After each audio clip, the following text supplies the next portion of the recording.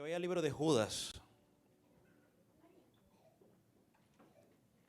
Judas tiene un solo capítulo. Y hemos estado estudiando este libro de una forma expositiva o sistemática, versículo por versículo. Y como es un capítulo corto, pues nos tomamos a la tarea de leerlo completo, o por lo menos hasta donde vamos. Y lo hacemos porque pues a la iglesia o al templo venimos a estudiar la palabra. Entonces, como venimos a estudiar la palabra, pues leemos también la palabra. Lo tiene Judas. Su capítulo 1 dice el versículo 1.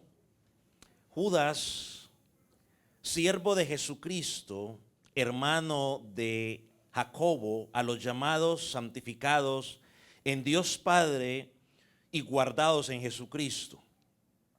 Misericordia y paz y amor os sean multiplicados. Versículo 3. Amados, por la gran solicitud que tenía de escribirlos acerca de vuestra común salvación, me ha sido necesario escribirlos exhortándoos que contendáis ardientemente por la fe que ha sido una vez dada a los santos. Porque algunos hombres han entrado encubiertamente, los que desde antes habían sido destinados para esta condenación, hombres impíos que convierten en libertinaje la gracia de nuestro Dios y niegan a Dios, el único soberano, y a nuestro Señor Jesucristo. Mas quiero recordaros que ya una vez lo habéis sabido, que el Señor, habiendo salvado al pueblo, sacándolo de Egipto, después destruyó a los que no creyeron. Versículo 6. Y a los ángeles que no guardaron su dignidad, sino que abandonaron su propia morada, los ha guardado bajo oscuridad, en prisiones eternas, para el juicio del gran día.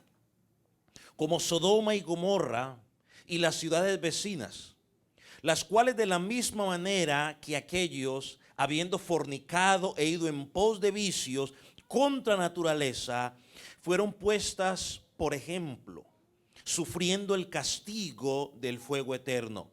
No obstante, de la misma manera, también estos soñadores mancillan la carne, rechazan la autoridad y blasfeman de los potestades superiores. Pero cuando el arcángel Miguel contendía con el diablo, disputando con él por el cuerpo de Moisés, no se atrevió a proferir juicio de maldición contra él, sino que dijo: el Señor te reprenda.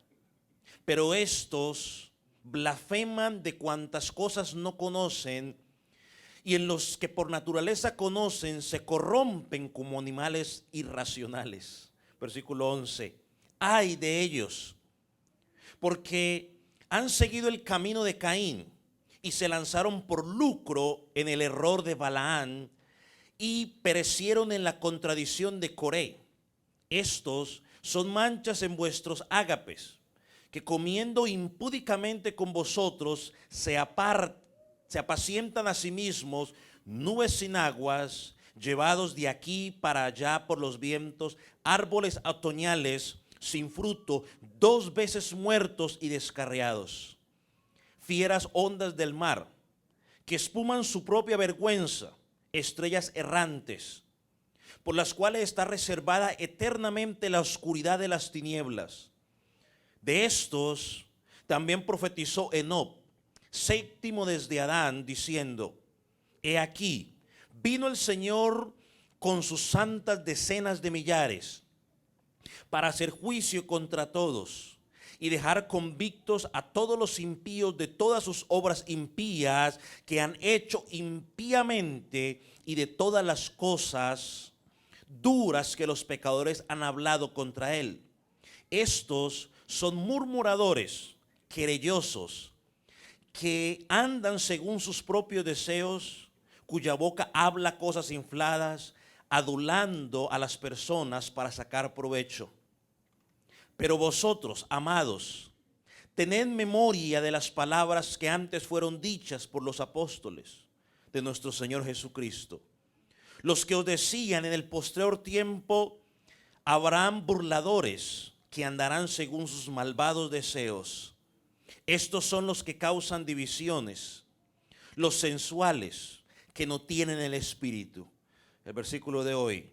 Pero vosotros, amados, edificaos sobre vuestra santísima fe, orando en el Espíritu Santo. Conservaos en el amor de Dios, esperando la misericordia de nuestro Señor Jesucristo para vida eterna. Aleluya. Puede tomar asiento.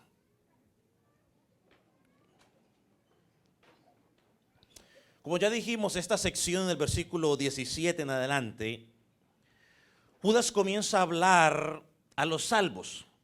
De una manera podemos decir que del versículo 4 hasta el versículo 16 está hablando de estos y los menciona en repetidas veces en los versículos, le digo, versículo 8, versículo 10, versículo 11, versículo 12, versículo 14, versículo 16 y en el versículo 19 nos da tres características más del carácter de estos hombres. Dice que estos hombres causan división, estos hombres son sensuales y estos hombres son los que no tienen el espíritu.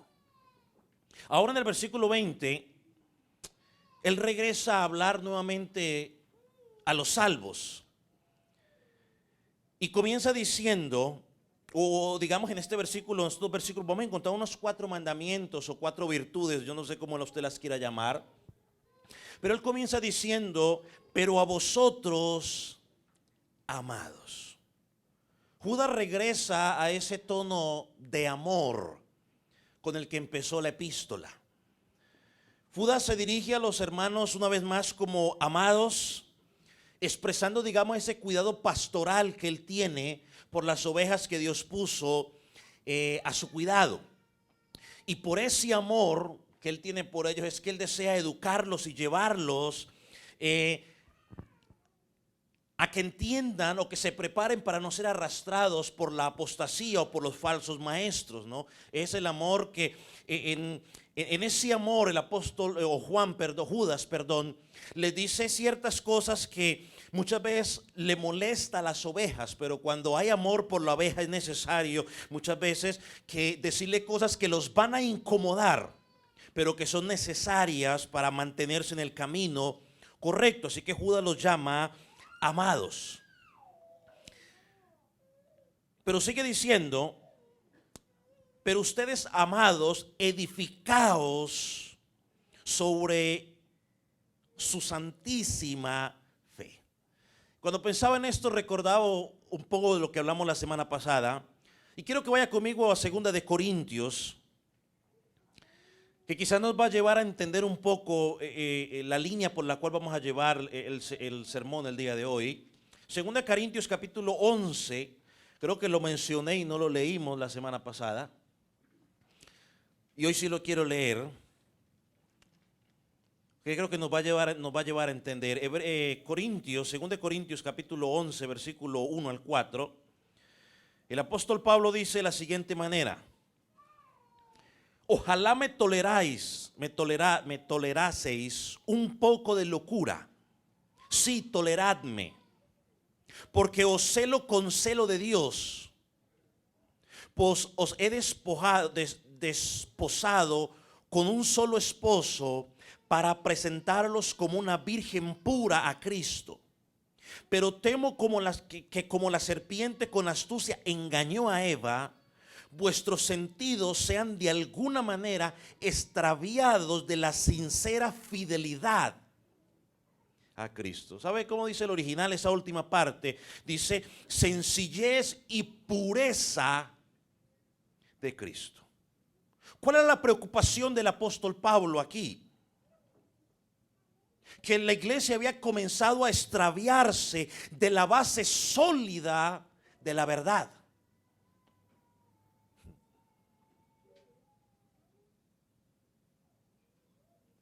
Y lo habían hecho porque empezaron a escuchar cosas o a tolerar otras enseñanzas. Miren lo que dice el versículo 4.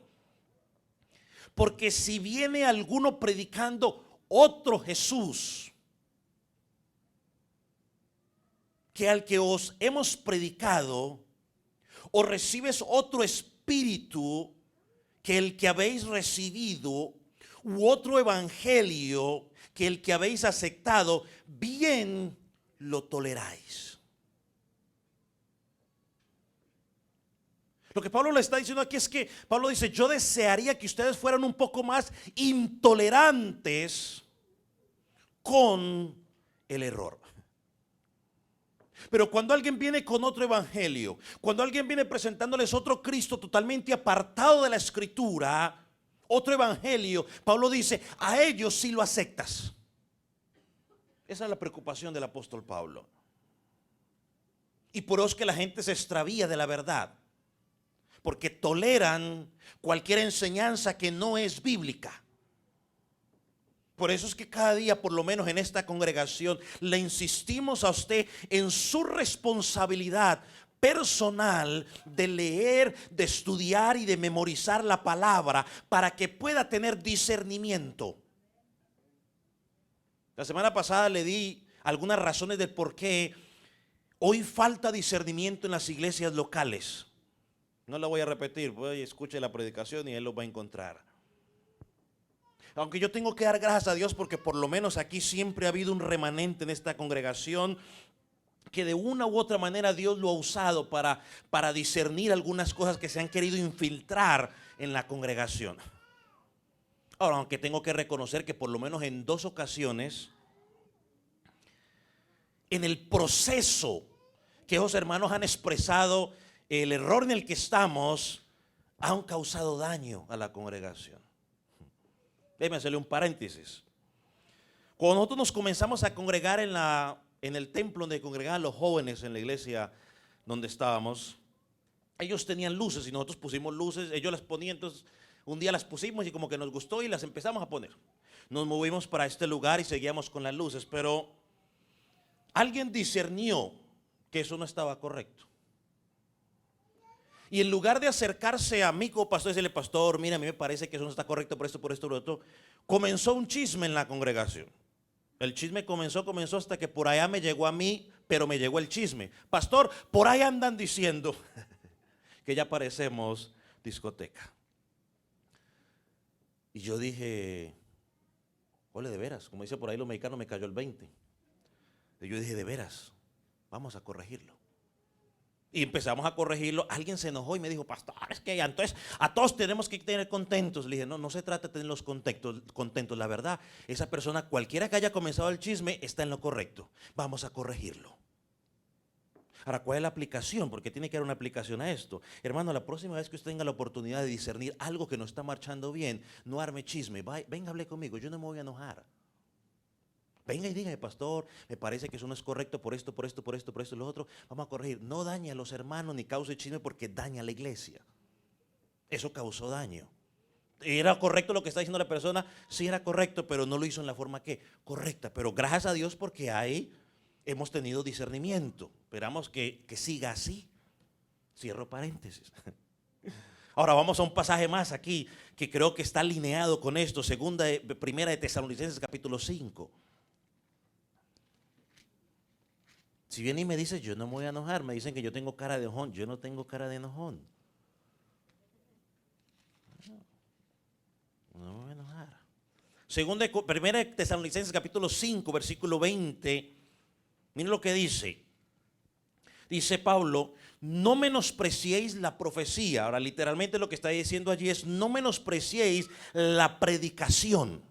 Ahora, mire el versículo 21. Dice el versículo 21, examinarlo. ¿Qué tenemos que examinar? ¿Qué dice el versículo? Todo. No algunas cosas, examínalo todo. Y después de que lo examine todo, dice ahí: retened ¿qué?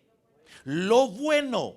Versículo 22, absteneos de toda especie de maldad. O sea, la idea que el apóstol presenta aquí es examinar cuidadosamente todo lo que yo escucho y luego aferrarme, como hablábamos el miércoles, aferrarme a lo bueno y huir del error. Y creo que estos pasajes nos brindan una base sólida de lo que Judas nos está diciendo ahí en su capítulo 1. Aquí es una advertencia a que estemos con las, como decimos por ahí, con las antenas bien prendidas.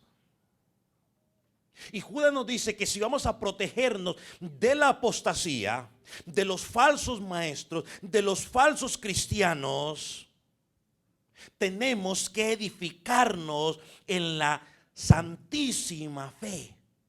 Y para poder edificarnos en la santísima fe, tenemos que examinar todo de una forma cuidadosa. Y creo que un ejemplo que viene a mi mente sería ahorita, es como si usted le fuera a dar a su hijo pescado de los que tiene espinas. Yo creo que cualquier padre, antes de darle el pescado a su hijo, lo abre, se cerciora de que no tenga ninguna espina para dárselo ¿a quién? A su hijo. Bueno, eso es examinar. Antes de tragar, hermanos, hay que examinar. Otra forma de decirlo sería: deje de ser crédulo. Deje de aceptar todo lo que escucha. La cantidad de amenes que usted escucha en las redes sociales, de la cantidad de locuras que dicen, la gente diciendo amén, amén, amén, amén, es falta de discernimiento de la escritura. Es falta de examinar todo.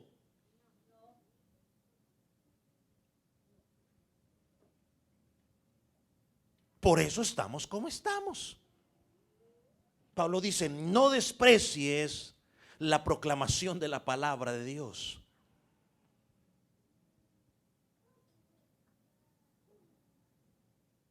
Ese es el gran problema en nuestros días. Porque la predicación de Pablo dice: no desprecies la predicación. Y ese es el problema en nuestros días. ¿Por qué? Porque la predicación está siendo reemplazada. ¿Por qué? Por entretenimiento. Está siendo reemplazada por música. Cantamos hasta 1 hora y predicamos 30 minutos porque la gente se duerme.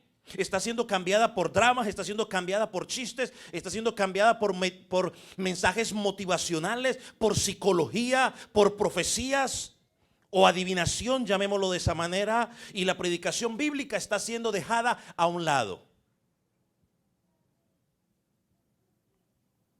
Pablo dice: no desprecies la predicación. Y eso sin hablar que a veces la gente de importancia le da a la predicación. La predicación o el tiempo de la predicación no es para dormir, no es para revisar el teléfono, es para escuchar lo que Dios o lo que se está diciendo.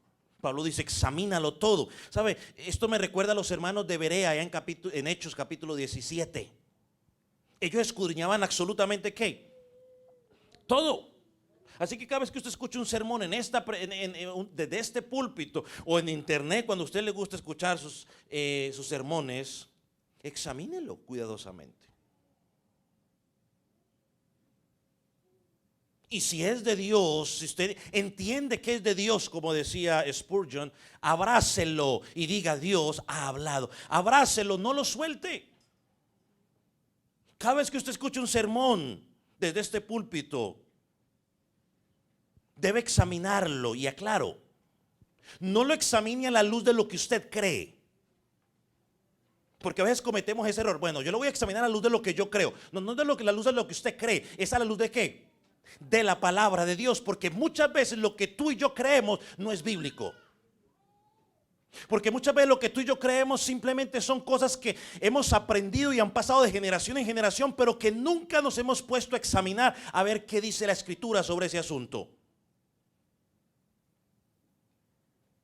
Y eso es lo que Judas dice aquí. Para protegernos de los apóstatas, de los falsos maestros, en el versículo 19, él nos dijo lo primero que teníamos que hacer. ¿Qué era lo primero que teníamos que hacer? Traer a la memoria. ¿Qué teníamos que traer a la memoria? ¿Lo que aprendí del abuelo? No, las palabras de ¿quiénes?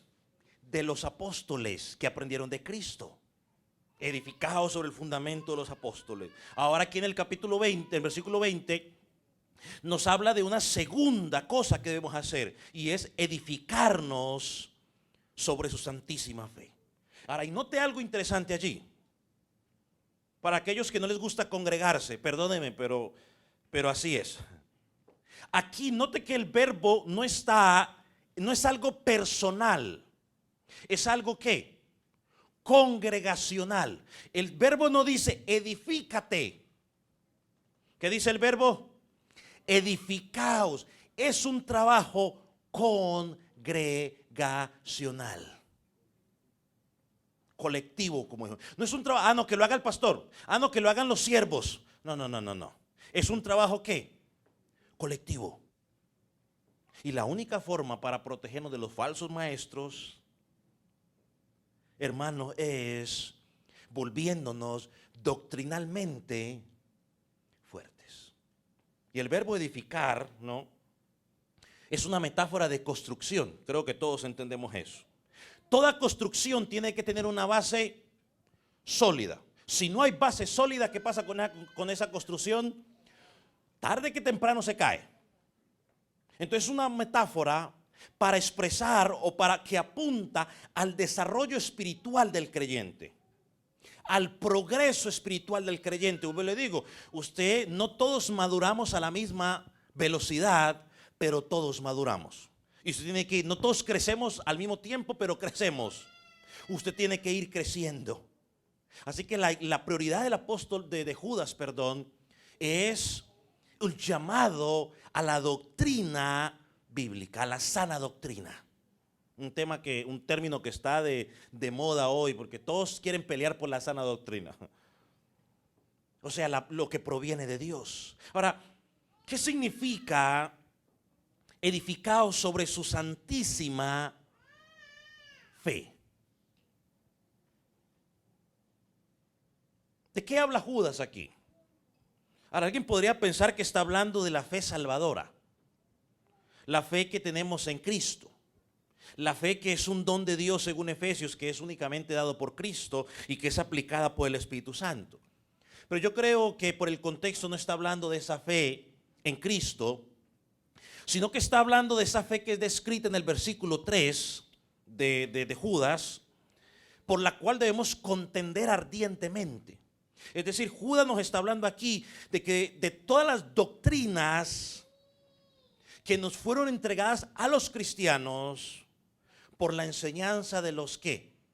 Apóstoles, ¿no? Volviendo al versículo 17, traer a la memoria todas las palabras que antes fueron dichas por los apóstoles. Y Jesucristo, antes de irse, le dijo a los apóstoles: mira, vayan y hagan discípulos y enséñenles ¿qué? Todo lo que yo os he enseñado. Ahora vamos a 2 de Timoteo, capítulo 1, versículo 13 y 14. 2 de Timoteo. 2 de Timoteo, capítulo 1, versículo 13. Miren lo que dice Pablo a Timoteo: retén la forma de las sanas palabras que de mí oísteis, en la fe y en el amor que es en Cristo Jesús. Guarda el buen depósito por el Espíritu que mora en vosotros. Entonces, hermanos, la santísima fe que Judas está hablando, mis amados hermanos, es la doctrina apostólica. ¿Y cómo guardamos esa doctrina apostólica? Bueno, no lo podemos hacer en nuestras fuerzas. Por eso el versículo 14 de Timoteo dice: pero guarda el buen depósito por el Espíritu que mora en vosotros. ¿Recuerda el versículo 19? Están los que tienen el Espíritu y los que no tienen el Espíritu. Solamente hay dos tipos de personas: los salvos y los no salvos, los que tienen el Espíritu y los que no tienen el Espíritu. Primera de Juan 4, versículo 19, lo pone allí, lo expresa, ¿no?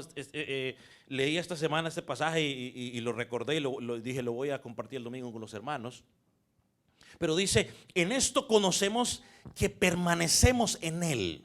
¿Cómo conoce usted que permanece en Cristo? Mire la respuesta: y Él en nosotros, en que nos ha dado su Espíritu. El Espíritu Santo nos ayuda a poder retener esa doctrina.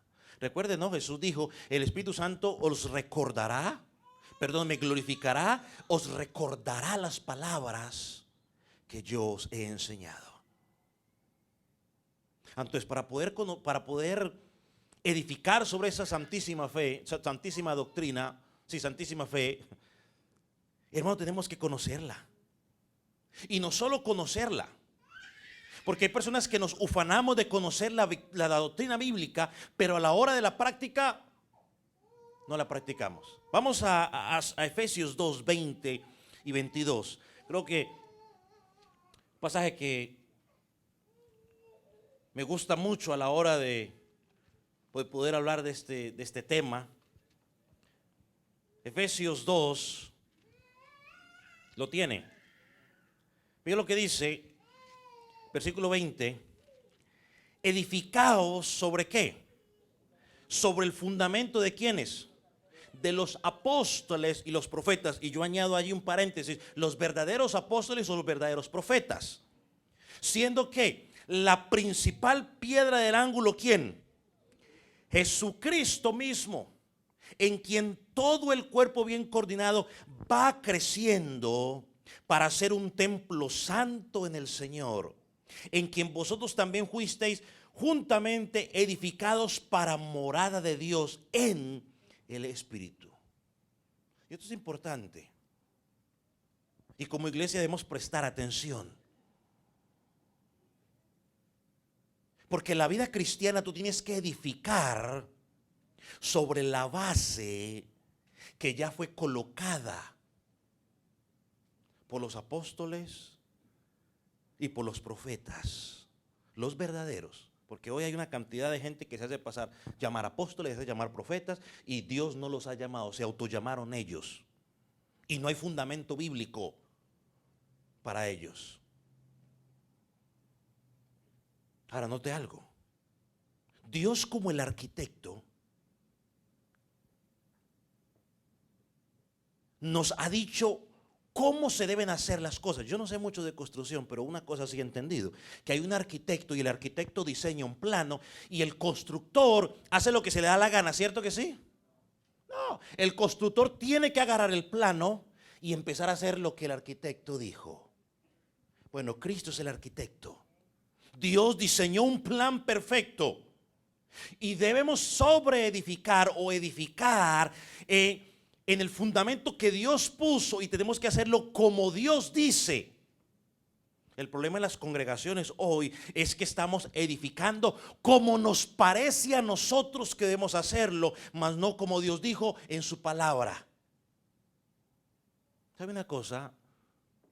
Y yo lo digo porque pues toda mi vida le he pasado dentro de las congregaciones, que muchas de las cosas que hacemos en las congregaciones las hacemos porque cuando llegamos ya las hacían de esa manera y entonces las seguimos haciendo, simplemente seguimos el fluir. Y que muchas de ellas comenzaron quizás con buenas intenciones, pero que cuando usted las compara con la Escritura, usted se da cuenta de que la Escritura no dice nada sobre eso. Simplemente fueron cosas de hombres y todo el mundo guardó silencio y sigamos por allí. Y recuerda cuando estudiamos el Sermón del Monte, ¿se acuerda? Claramente Jesús dijo, es que eso lo están enseñando ustedes, los líderes religiosos, ustedes dicen eso, pero en el principio así no era. La intención de Dios no era eso. Por eso yo le vuelvo y le digo, y aquí lo dejamos de hacer, y cuando yo comencé a dejarlo de hacer hubo problemas aquí. Muchos me acusaron de que ya el pastor estaba, volvemos a la famosa oración de fe. O decirle a las personas, deja entrar a Jesucristo a tu corazón. Acepta a Cristo en tu corazón. Si quieres aceptar a Jesús en tu corazón, levanta la mano, venga aquí al frente y repite esta oración conmigo. Perdóneme, puede sonar muy bonito, muy interesante, pero eso ¿no es qué? Bíblico. ¿Qué dice Romanos? Romanos 10 dice, cree en tu corazón y confiesa con tu boca. ¿A qué hora lo cambiamos? Abre tu corazón. Romanos 10, porque usted no puede ir a buscar Romanos 10. Romanos 10 dice, confiesa con tu boca y cree en tu corazón. Eso de abrirle el corazón a Jesús, hermano, perdóneme, pero eso no es bíblico. Va a sonar antibíblico lo que voy a decir, pero es que no es bíblico. O sea, nos lo han metido tanto en la cabeza los que llevamos años en el evangelio que cuando alguien lo escuchamos decir, creemos que es una herejía. No, no es una herejía. Herejía es lo otro. Herejía es decirle, abre tu corazón a Cristo. Usted ya entregó su corazón a Cristo. Pastor, ¿y usted por qué dice que es herejía? Bueno, porque eso no está en la Biblia. Dios no quiere que tú le abras el corazón, perdóneme. Porque Jeremías dice que el corazón es ¿qué? Engañoso. Dios no quiere que tú le abras el corazón. ¿Sabe qué es lo que Dios quiere hacer? Dios quiere venir y darte un corazón nuevo. Él quiere cambiar el corazón de piedra por un corazón de ¿qué? De carne. Eso es lo que Dios hace. Dios no quiere que venir a morar en tu corazón podrido y en el mío. Quiere cambiarlo y ahora sí viene a morar. Jeremías en la profecía del nuevo pacto, ¿sabe qué dijo? Dice, y pondré mi ley en ellos, en sus corazones la escribiré para que sean mi pueblo y yo sea que su Dios. ¿Ve que son dos cosas diferentes? Abrir el corazón y otra cosa es venir a Cristo en fe de arrepentimiento. Pero hay una cantidad de personas que hoy siguen haciendo lo que Dios no le ha pedido. Y si yo como pastor, por ejemplo, al final del sermón no le pregunto a la gente, levante la mano el que quiera aceptar a Jesús, ven aquí al frente, o levante quien quiere reconciliarse con el Señor, venga aquí al frente, yo quiero hablar contigo. La gente dice, no, hoy no hubo predicación. Las almas no se están salvando. Las almas no están salvando porque el pastor no está haciendo la invitación. Pero ¿y en qué fundamenta usted eso en la Escritura? Hay muchas personas hoy declaradas cristianas porque hicieron una oración, porque un día levantaron la mano, pero sus frutos no hay. La Biblia no dice, por su oración de fe los conoceréis. La Biblia dice, ¿por qué? Por sus frutos los conoceréis. Hermano, las cosas no se hacen como el hombre quiere, las cosas se hacen como Dios dijo. Yo no veo a Jesús diciéndole a Nicodemo, Nicodemo, abre tu corazón, quiero entrar a ti. ¿O alguien ha leído la historia de Jesús diciéndole eso a Nicodemo? O Jesús diciéndole a la mujer samaritana, lo que pasa es que tú tienes que dejar entrarme en tu corazón, repite conmigo esta oración. ¿Le dijo Jesús eso?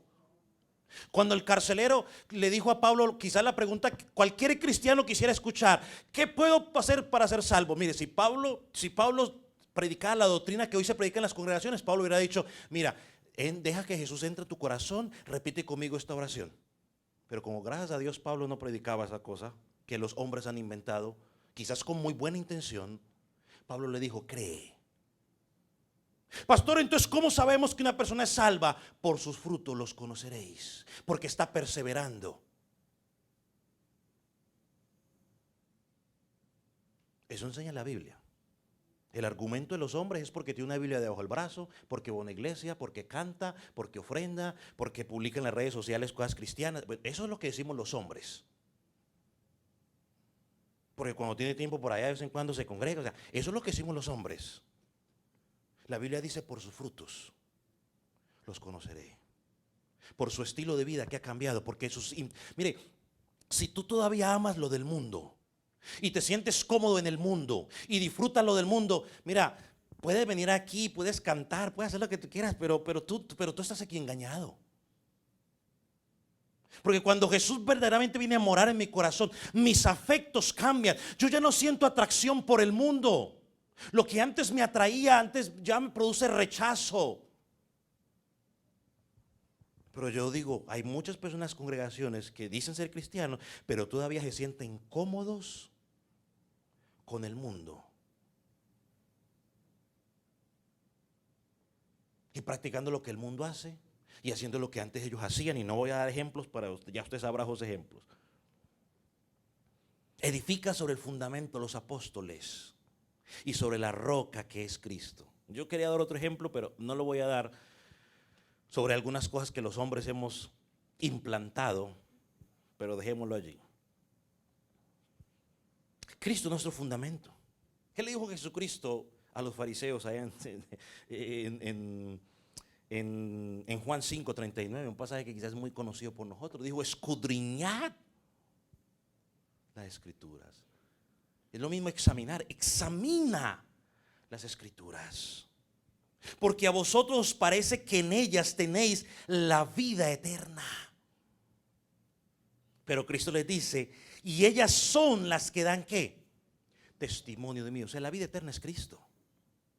O sea, al examinar la Escritura, hermano, usted va a encontrar a Cristo. Y le voy a dar una cosa: cuando usted vaya a estudiar la palabra, no vaya a buscar versículos bíblicos para sostener lo que usted cree, porque ese es el error que tenemos.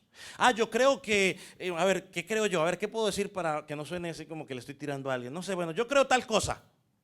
No sé, yo creo que las vacas vuelan, ahí está. Entonces me voy a buscar, a ver, pasaje en la Biblia donde diga que las vacas vuelan, para sostenerlo. No. Y ese es el error que mucha gente encuentra, que tiene.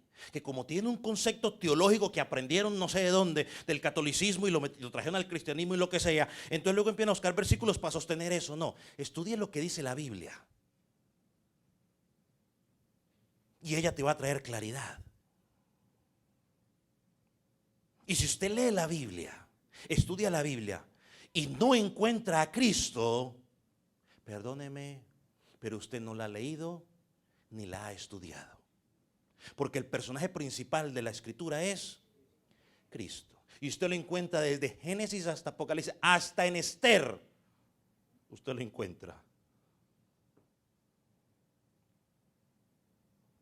Porque la Biblia trata únicamente de Cristo. Es el problema con las doctrinas que exaltan a Dios y humillan al hombre. Porque nos han enseñado de que nosotros somos campeones y todo ese relajo, que no la hemos creído. Y cuando la Biblia nos dice que no somos nada, que somos simplemente unos viles pecadores, que no aportamos nada, entonces empiezan los problemas, porque queremos crédito. Entonces lo primero que necesitamos hacer es, ya son todo ese tiempo. Wow. Segundo. Dice, ¿cómo pasa el tiempo? Es rápido. Y apenas voy en el primero y son 4.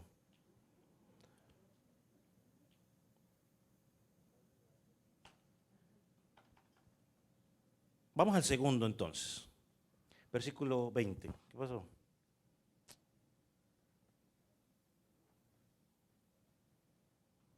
Versículo 20. Encontramos el mandamiento, el segundo mandamiento. El primero, bueno, partamos del versículo 17. Traer memoria. Segundo, edificados sobre la santísima fe. Tercero, orando en el Espíritu.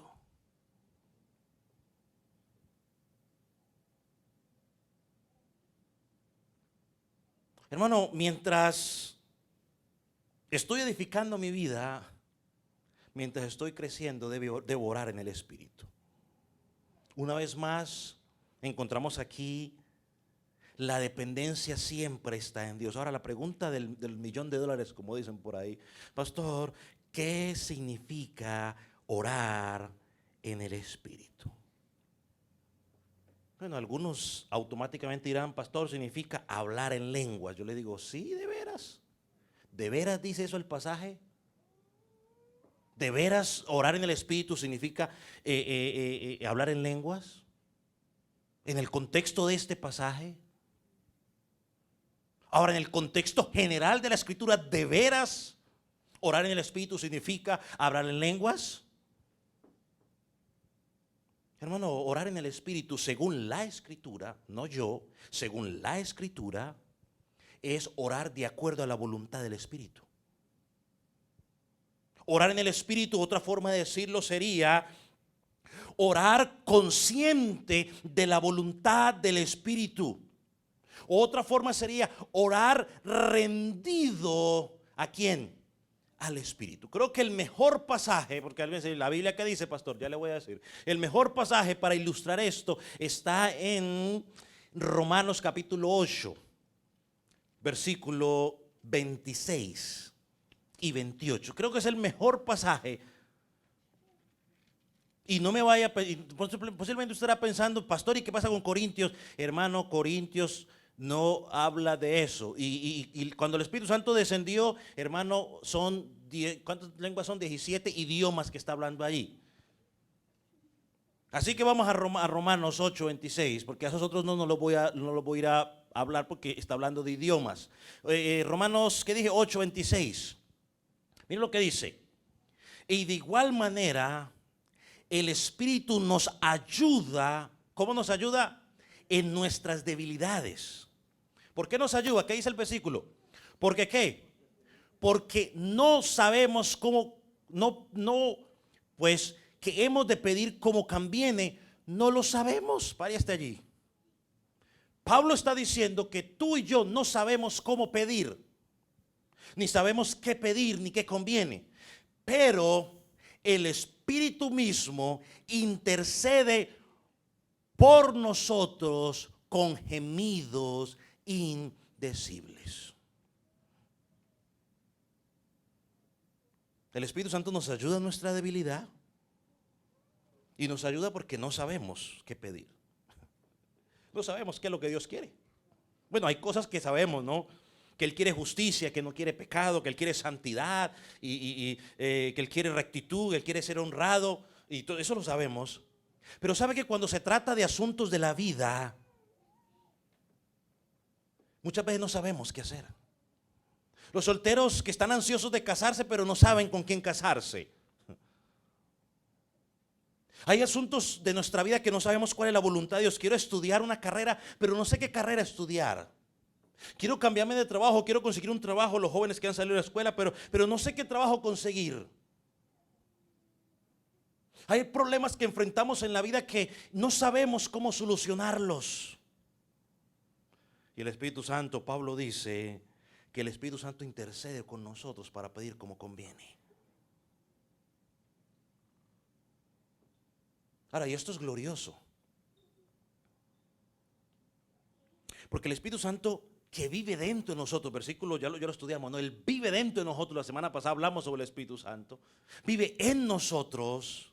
Él intercede constantemente por nosotros y lo hace como conviene y lo hace con gemidos indecibles. Él gime dentro de nosotros. Ahí es donde la gente dirá, pastor, ve, ahí está, gemidos indecibles, esos son lenguas. Por favor, no estudie la palabra en base a la teología que le han metido en la cabeza, ni busque cosas que la Biblia no dice. Él está expresando algo con cierta agonía, porque dice gemido, no, con cierta agonía, con cierta preocupación, con cierta compasión, en simpatía hacia Dios, a favor ¿qué? Tuyo y a favor mío. No son palabras. Yo sé que los carismáticos entonces quieren ver lenguas por todo lado, pero no. Y creo que quizás no sé, mejor no sé. Aquí no está hablando, el Espíritu Santo no está hablando balbuceos. Está intercediendo apasionadamente con Dios Padre a favor nuestro, en gemidos indecibles que el Padre Celestial entiende. Y que no somos llamados a empezar, bueno, ¿y qué significa gemidos indecibles, hermano? El punto no son los gemidos indecibles. ¿Sabe cuál es el punto? ¿Cuál es el punto? Que Él intercede a favor suyo. Esos gemidos indecibles entran dentro de la categoría de Deuteronomio 29:29. ¿Qué dice Deuteronomio 29? Hay cosas secretas que pertenecen a Dios, solo a Él. Y deje de andar buscando cosas que no tiene que buscar, porque por andar buscando cosas que no tenemos que buscar es que empiezan las falsas enseñanzas. ¿Sabe el origen de los testigos de Jehová y de los sabatistas? Empezó allá profetizando de que Jesucristo venía, no sé en qué fecha. Y en lugar de retractarse, siguieron en su doctrina. Hasta hoy están en esa cuestión, por tratar de decir cosas que no dice la Escritura. Dice, sigue diciendo el versículo 27. Mas el que escudriña los corazones sabe cuál es la intención del Espíritu. ¿Quién es el que escudriña los corazones si no es Dios? ¿Sabe cuál es la intención del Espíritu? ¿Sí ve? Es un concepto, es una terminología que solamente ellos entienden, pero está siendo a favor nuestra. Porque conforme a la voluntad de Dios intercede por ¿quiénes? ¿Quiénes son los santos? Los que están allá parados en una estatua. ¿Quiénes? Nosotros. Porque conforme a la voluntad de Dios. ¿Sí, hermano? Intercede por nosotros según la voluntad del Padre. Ahí ya no entra lo que usted quiere y lo que yo quiero. Y el Espíritu Santo está orando por ti y por mí, intercediendo en todo tiempo. Ahora, por la Escritura sabemos que tenemos un abogado en el cielo. Por la Escritura también Jesucristo, que es nuestro sumo sacerdote, pero también tenemos a un abogado y un intercesor viviendo en nosotros por medio del Espíritu Santo, en nosotros, en nuestro cuerpo, que es el templo de quien, del Espíritu Santo. Y durante toda nuestra vida cristiana, el Espíritu de Dios intercede ante Dios por usted y por mí, para que podamos pedir como conviene. Y el Espíritu Santo comprende perfectamente la mente del Padre, porque como hemos estudiado, son ¿qué? Uno. Así que orar en el Espíritu es orar conforme a su voluntad. Ahora mira el versículo 28, porque entonces ahí entra el versículo 28, que muchas veces lo citan hasta los del mundo, pero que tristemente no aplica a ellos.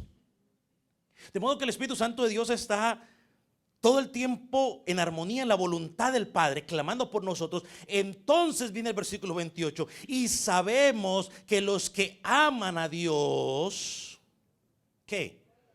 Todas las cosas, y todas las cosas son todas las cosas. ¿O quiere que le dé ejemplo de algunas cosas? Todas las cosas. Todas las cosas les ayudan para bien. Esto es, y aclara todavía, y esto es, por si quedó alguna duda en los que aman a Dios, porque todo el mundo ama a Dios. Pero dice el pasaje, esto es a los que conforme a su propósito son llamados. A los que son llamados, a los que están en Él. Todas las cosas, desde que se le averió el carro a usted hasta que le subieron el sueldo y menos trabajo. Ay, dice, amén, pastor, así es. Tristemente no pasa así. Todo. Así que la próxima vez, si usted es hijo de Dios, que pase por algún rollo raro por ahí, no le diga por qué a mí, Dios. Dígale, Señor, ¿qué me quieres enseñar? Mi hijo no está comportándose bien, pues bueno, voy a corregirlo, pero en mi tiempo de oración le voy a preguntar, Dios, ¿qué me quieres enseñar? ¿Qué quieres que yo aprenda de ello? Entonces, ¿qué significa orar? ¿Qué significa que el Espíritu Santo está orando por nosotros? ¿Qué significa orar en el Espíritu? Lo digo una vez más. Es orar consistentemente con la voluntad de Dios. Eso es orar en el Espíritu. Que tú y yo debemos orar constantemente, consistentemente o alineados a la voluntad de Dios. Es que es lo mismo cuando decimos orar en el nombre de Jesús. Tristemente hoy dentro de las iglesias cristianas o alguna gente piensa que decir en el nombre de Jesús al final de la oración es como una especie de habla cadabra, ¿no? Como que bueno, la última receta del pizca de la receta. Y hoy mucha gente dice, y yo declaro y yo decreto sanidad en el nombre de Jesús. Mire, desde que usted le metió el declaro y el decreto, ya no importa que le ponga el nombre de Jesús, le puede poner el nombre de Jesús, le puede poner el nombre del Espíritu Santo, le puede poner el nombre del Padre, el que le quiera poner. Eso ya no es oración, eso es brujería. Pero porque, bueno, porque es que la Biblia no enseña. Ese es otro ejemplo. Ese es otro ejemplo de cosas que se han metido y la gente empieza a decretar porque lo dijo Sutano y que suena muy bonito. Eso no es bíblico. Que eso no está poniendo. La Biblia dice que tuvimos que pedir en el nombre de Jesús, hay que pedir como conviene. Así que, y yo iba a decir otra cosa. No sé. Así que orar en el nombre de Jesús. Es que hay otra cosa que le iba a decir, que practicamos, que le iba a decir, pero es que se me va cada vez que la voy a decir. Digo otra cosa y se me va. Pero Cuando decimos en el nombre de Jesús al final, perdóneme, pero lo único que estamos diciendo es: Señor, quiero orar de acuerdo con tu voluntad. Es orar de acuerdo a tu voluntad. Es donde la gente a veces toma Juan 14:13. Busque Juan 14:13.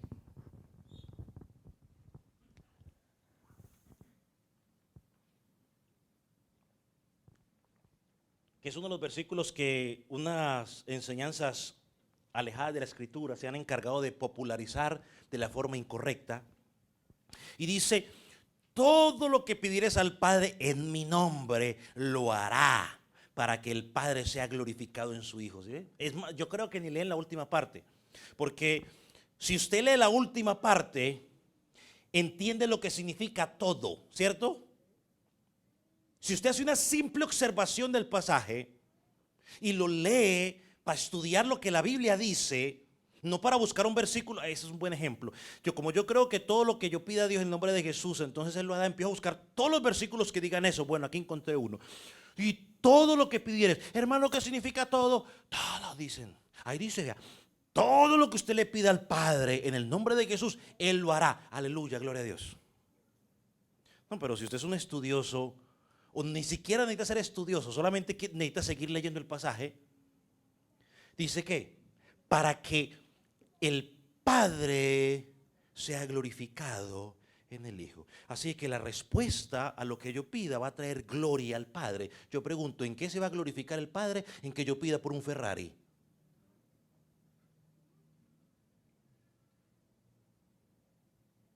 Es que la planta que pise mis pies será mía. Mejor dicho, pues entonces ya este templo es de todos. Ya Walmart, ¿de quién es Walmart? ¿Suyo o mío? Porque yo he estado allí. Donde usted trabaja, ¿de quién es? Vaya, dígale a su jefe: es que la Biblia dice que la planta de los pies que yo pisar es mía. Vaya, dígale a ver qué le dice. Si no lo pone de patitas en la calle. Hermano, este versículo no es una licencia para pedir cosas a lo loco. No, es todo aquello que va a traer gloria al Padre.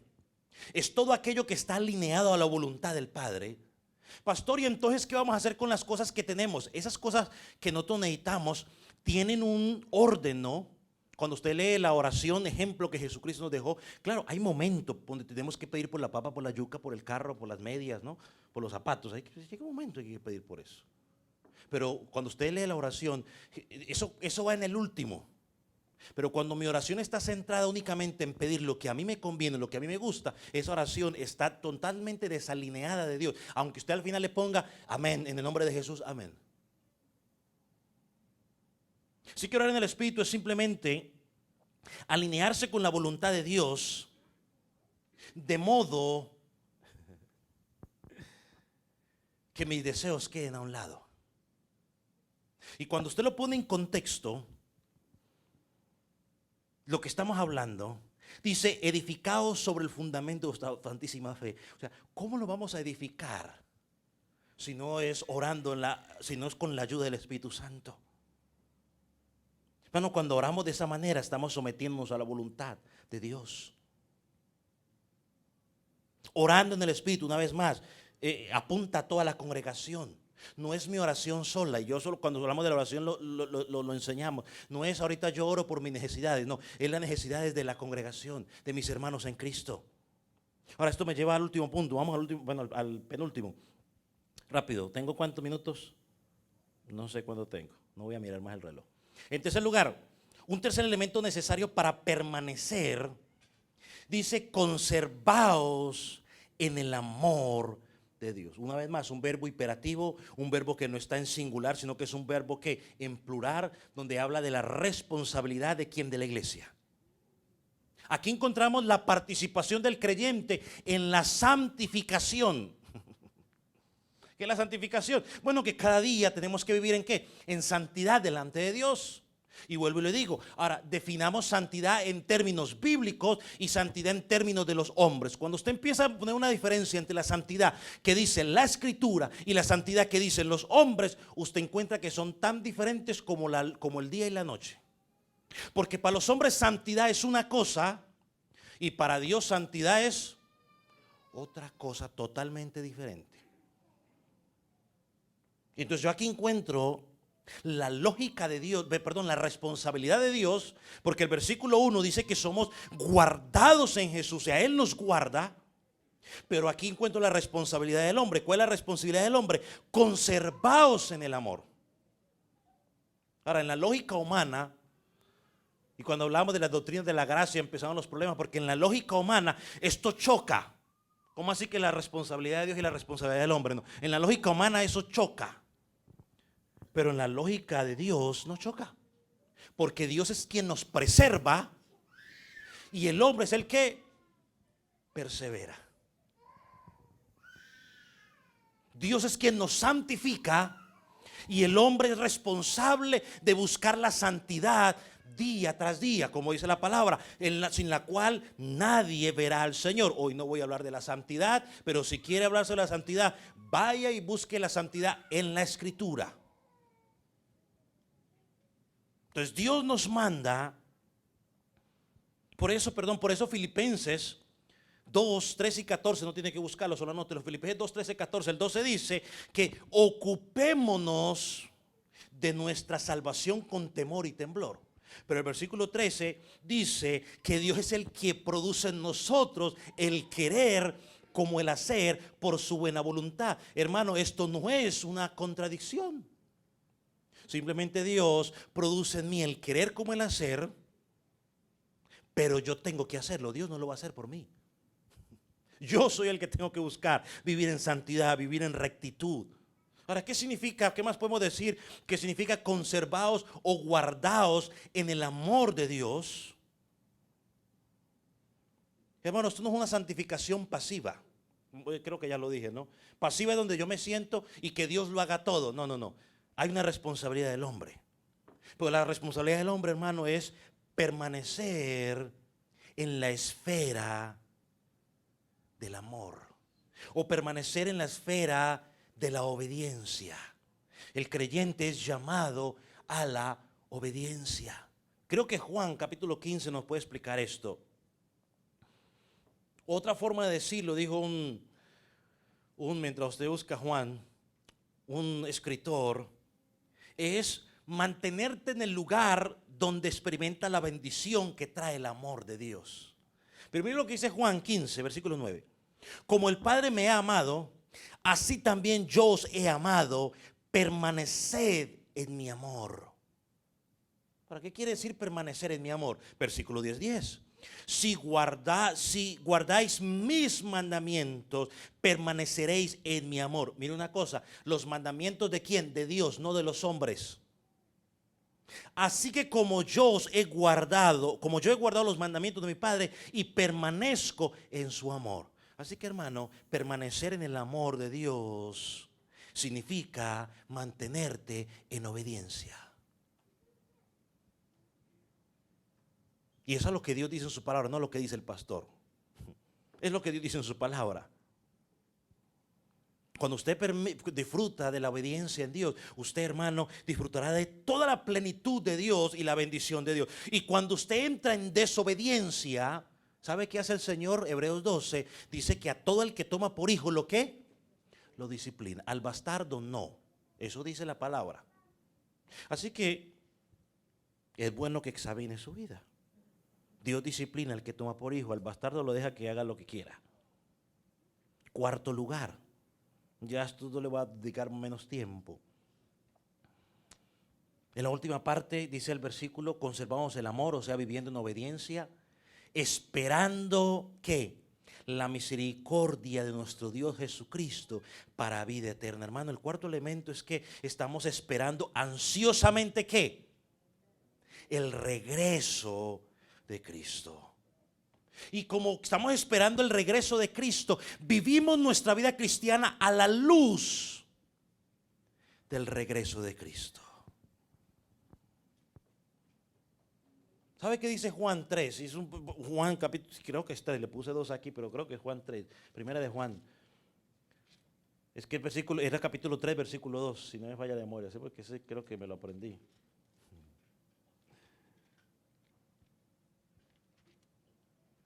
No está.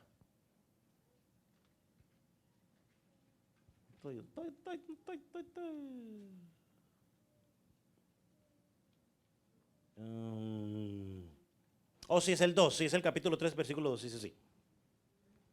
Dice que todo aquel que espera en Él se purifica a sí mismo, así como Él es puro. Eso habla de qué, de santidad.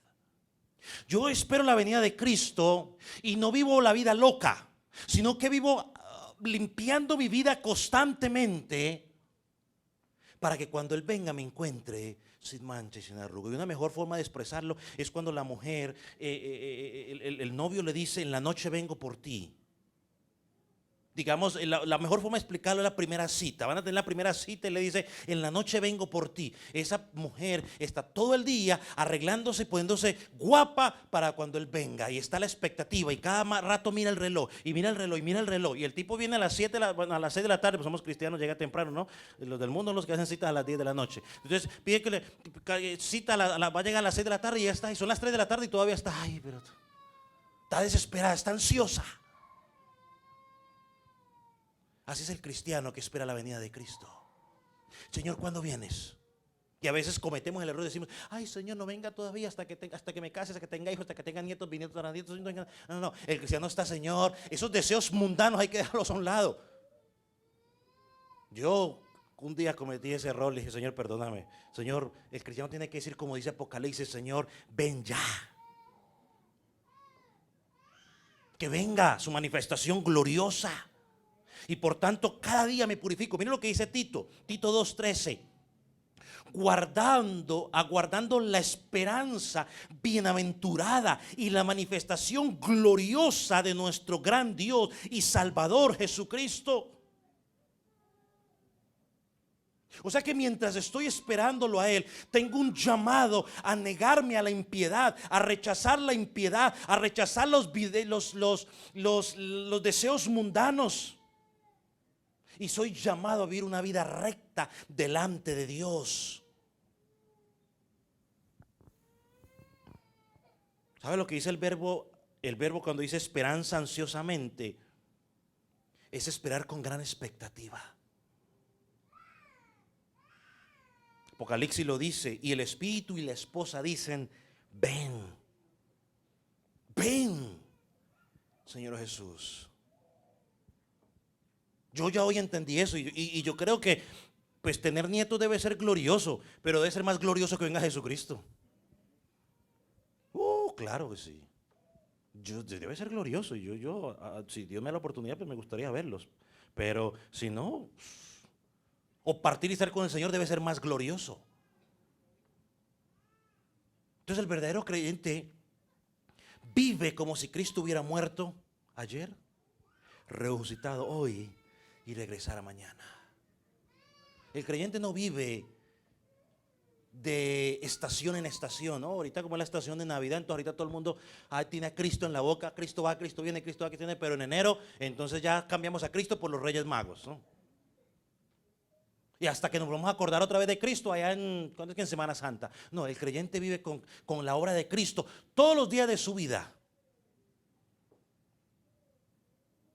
Entonces estos versículos nos llaman a 4 cosas: alificarnos en la santísima fe, que son las doctrinas de Cristo en los apóstoles. Segundo, orar en el Espíritu, que dijimos que nuestras oraciones deben estar sometidas a la voluntad del Espíritu Santo. En tercer lugar, que debemos mantenernos en el amor de Dios, es decir, permanecer en obediencia a los principios que Dios ha establecido. Y en cuarto lugar, debemos estar expectantes a que Cristo regrese por segunda vez. Y mientras tanto, vivo sometido a su palabra. Hermano, esto es glorioso.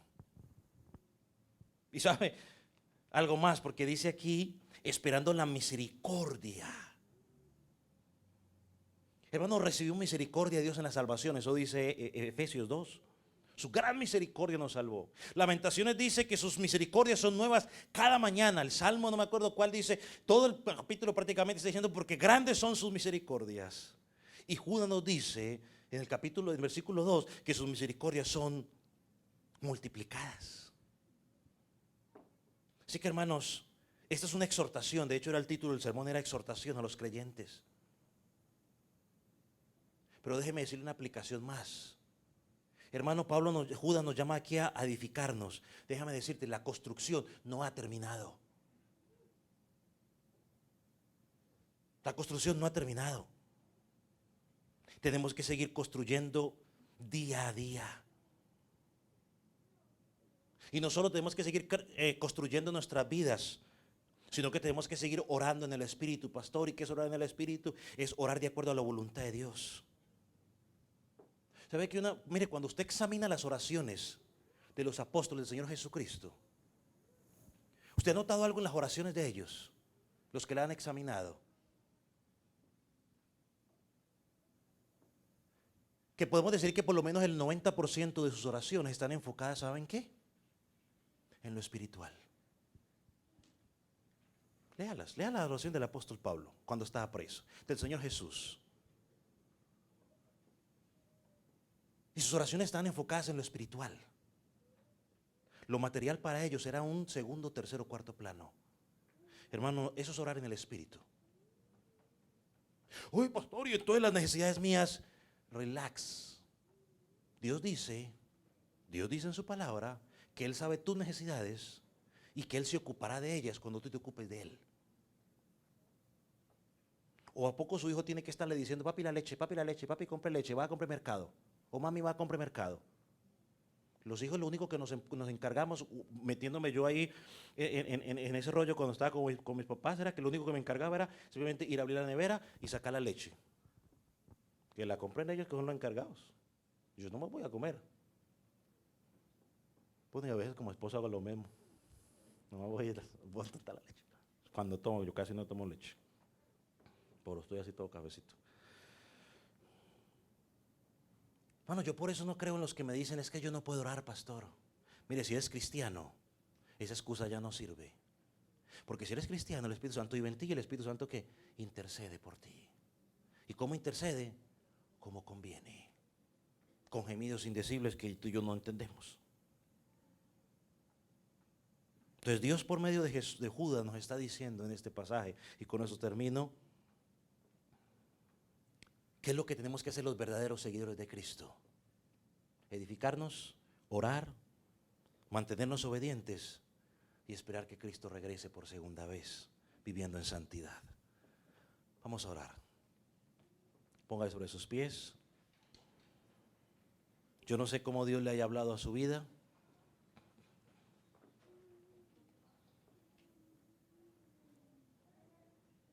Pero el llamado es a examinar tu vida.